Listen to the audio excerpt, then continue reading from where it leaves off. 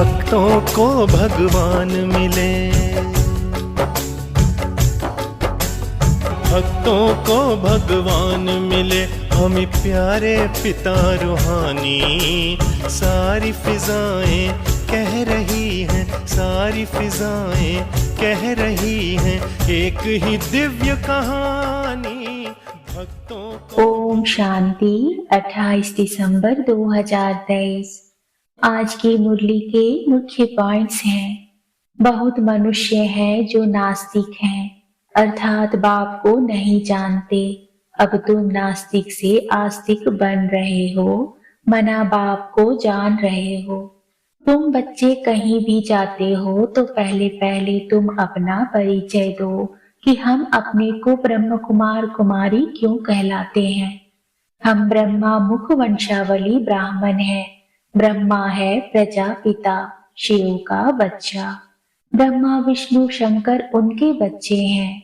विष्णु और शंकर को कभी प्रजापिता नहीं कहेंगे, प्रजापिता ब्रह्मा यहाँ है। लक्ष्मी नारायण राधे कृष्ण को भी प्रजापिता नहीं कहेंगे, प्रजापिता ब्रह्मा नाम मशहूर है। अब स्वर्ग का रचयिता तो परमपिता परमात्मा शिव है, स्वर्ग का रचयिता ब्रह्मा नहीं है। निराकार परमात्मा ही आकर प्रजापिता ब्रह्मा द्वारा स्वर्ग रचते हैं, हम उनके बच्चे हैं। आत्माएं तो हैं ही परमपिता शिव की संतान। ब्रह्मा द्वारा सृष्टि के आदि मध्य अंत का राज समझाते हैं, तो पहले यह ब्रह्मा सुन लेते हैं। तुम सब वास्तव में शिव की संतान हो। प्रजापिता ब्रह्मा तो सारे सिजरे का हेड हुआ। हम ब्रह्मा मुख वंशावली ब्राह्मण उनसे वर्षा ले रहे हैं। हमारा त्याग सारी दुनिया का है। घर गृहस्थ में रहते कमल फूल समान पवित्र रहते हैं। बूढ़े समझते हैं वानप्रस्थ अवस्था है, चलो मुक्ति धाम के लिए पुरुषार्थ करें। इस समय तो सबकी वानप्रस्थ अवस्था है। हम पवित्र बनेंगे तो लक्ष्मी को अथवा नारायण को भी वरेंगे। सर्वगुण संपन्न संपूर्ण निर्विकारी यहाँ नहीं बनेंगे तो लक्ष्मी नारायण को कैसे वरेंगे।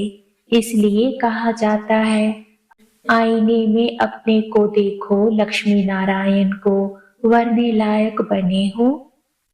पूरा नष्टो मोहा नहीं बनेंगे तो लक्ष्मी को वर नहीं सकेंगे, फिर प्रजा में जाएंगे। अब बाप कहते हैं, याद से अपने विकर्म विनाश करो तो आत्मा शुद्ध बन जाएगी और ज्ञान को धारण करने से तुम चक्रवर्ती राजा बनेंगे।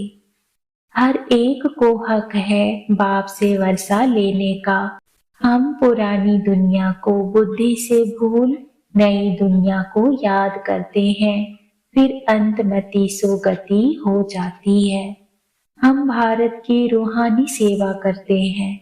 हमारा उस्ताद मददगार परमपिता परमात्मा शिव है। उनसे हम योग बल से शक्ति लेते हैं, जिससे हम 21 जन्म एवं हेल्दी बनते हैं, यह गारंटी है। कलयुग में तो सब रोगी हैं, आयु भी कम है। सतयुग में इतनी बड़ी आयु वाले कहाँ से आए। इस राजयोग से इतनी बड़ी आयु वाले बनते हैं। वहाँ अकाले मृत्यु होती नहीं, एक शरीर छोड़ दूसरा लिया जाता है। अब फिर से हम बच्चों को शिव बाबा से वर्षा मिलता है। राजयोग सीखने वाले ही स्वर्ग में आएंगे। बाप के सिवाय कोई सिखलाने वाला नहीं है। यह बड़ी हॉस्पिटल है। हम 21 जन्म के लिए फिर कभी रोगी नहीं बनेंगे। हम भारत की सच्ची सेवा कर रहे हैं, इसलिए गायन है शिव शक्ति सेना। अभी दुनिया में कोई सच्चा ब्राह्मण नहीं है। सच्चे ब्राह्मण तो हम हैं, राज्य भी हम पाते हैं। अभी बाबा तुमको 21 जन्म स्वर्ग की राजधानी की प्राइस देते हैं। तुम बाबा को क्या देते हो? जो जितनी प्राइस बाप को देते हैं उतनी फिर बाप से लेते भी हैं। पहले पहले इसने प्राइज दिया। शिव बाबा तो दाता है, कहते हैं सब कुछ ईश्वर ने दिया है, ईश्वर ही लेते हैं। फिर कोई मरता है तो रोते क्यों हो, परंतु ना वह लेते हैं ना वह देते हैं। बाबा कहते हैं मैं तो सुख दुख से न्यारा हूँ।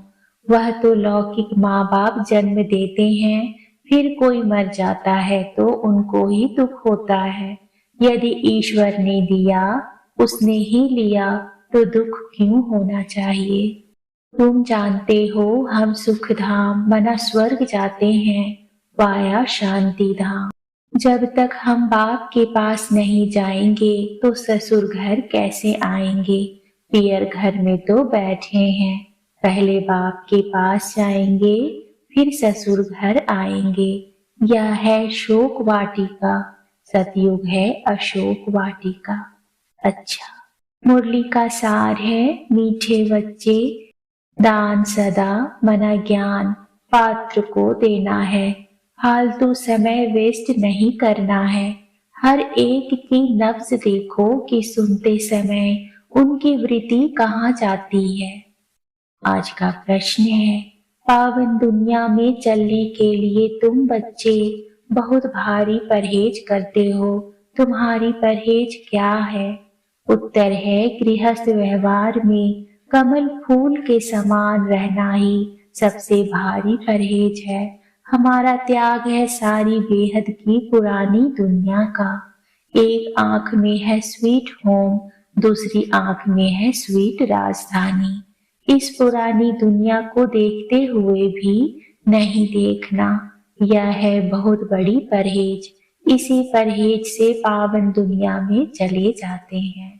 धारणा के लिए मुख्य सार है पहला, इन वानप्रस्थ अवस्था में स्वीट होम और स्वीट राजधानी को याद करने के सिवाय बुद्धि से सब कुछ भूल जाना है, पूरा नष्टो मोहा बनना है।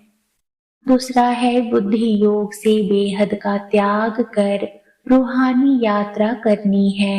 श्रीमत पर पवित्र बन भारत की सच्ची सेवा करनी है। आज का वरदान है, श्रेष्ठ कर्म रूपी डाली में लटकने के बजाय उड़ती पंछी बनने वाले हीरो पाठधारी भव। संगम युग पर जो श्रेष्ठ कर्म करते हो, यह श्रेष्ठ कर्म हीरे की डाली है। संगम युग का कैसा भी श्रेष्ठ कर्म हो, लेकिन श्रेष्ठ कर्म के बंधन में भी फंसना अथवा हद की कामना रखना, यह सोने की जंजीर है। इस सोने की जंजीर अथवा हीरे की डाली में भी लटकना नहीं है, क्योंकि बंधन तो बंधन है। इसलिए बाप दादा सभी उड़ते पंछियों को स्मृति दिलाते हैं कि सर्व बंधनों अर्थात हदों को पार कर हीरो पाठधारी बनो। आज का स्लोगन है, अंदर की स्थिति का दर्पण चेहरा है, चेहरा कभी खुश्क ना हो, खुशी का हो। ओम शांति।